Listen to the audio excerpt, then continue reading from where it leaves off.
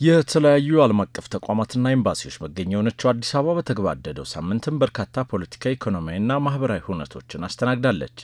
እነዚህ ሁነቶች አዲስ አበባን በተለያዩ ዓለም አቀፍ መገናኛ ብዙሃንም ስሟንም ከፍ አድርገውታል።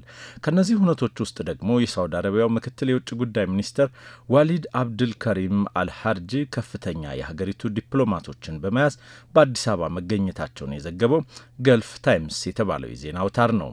ጠንካራ የሆነ ዲፕሎማሲያዊ ግንኙነት ከኢትዮጵያ ጋር ያላት ሳውዲ አረቢያ በምክትል ውጭ ጉዳይ ሚኒስትሯን የተመራው ልኡካን አዲስ አበባ ሲደርስ በኢፌዴሪ ውጭ ጉዳይ ሚኒስትር ዶክተር ጌዲዮን ጢሞቴዎስ አማካኝነት ከፍተኛ አቀባበል ተደርጎላቸዋል።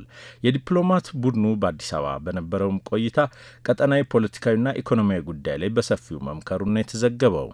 ራስ ገዝ የሆነችው የምዕራብ አፍሪካዊቷ ሀገር ሳህራዊ ሪፐብሊክ ለመጀመሪያ ጊዜ ወደ አዲስ አበባ በመምጣት ከአፍሪካ ህብረት ኮሚሽን የወቅቱ ሊቀመንበር ሙሐመድ አሊ የሱፍና ከህብረቱ ቋሚ ኮሚቴ ተወካይ ጋር ውይይት ያደረገችውም በተገባደደው ሳምንት ነው። ሳህራን ፕሬስ ሰርቪስ እንደዘገበው ከሆነም በአፍሪካ ህብረት ኮሚሽን ስር በተደረገው ውይይት ራስ ገዟ ሳህራዊ ሪፐብሊክ አባል ሁና ለመቀጠል ይሁንታን ያገኘችበት መድረክ ብሎታል። በአፍሪካ ህብረት መሰብሰቢያ አዳራሽ በነበረው ቆይታ ግሎባል ትራቨል ኒውስ የተባለው የተለያዩ ዓለም አቀፍ የቱሪስት መዳረሻዎችና የጉዞ መስመሮችን በሚያስነብብበት አምዱ የአፍሪካውያን ኩራት ስለሆነው የኢትዮጵያ አየር መንገድም እንዲህ ሲል አስነብቧል። ከጊዜ ወደ ጊዜ የበረራ አድማሱን ያሰፋው የኢትዮጵያ አየር መንገድ ወደ ቪየትናም ሃኖይ በረራ ጀመረ ሲል ዘግቦታል።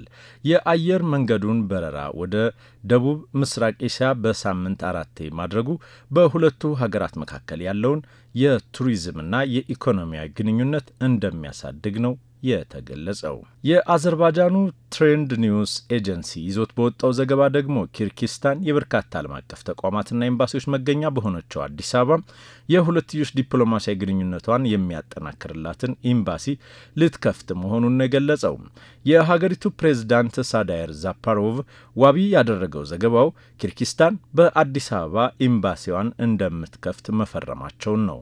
ይህም የሁለቱ ሀገራትን ዲፕሎማሲያዊ ግንኙነትም እንደሚያጠናክር ነው የተገለጸው።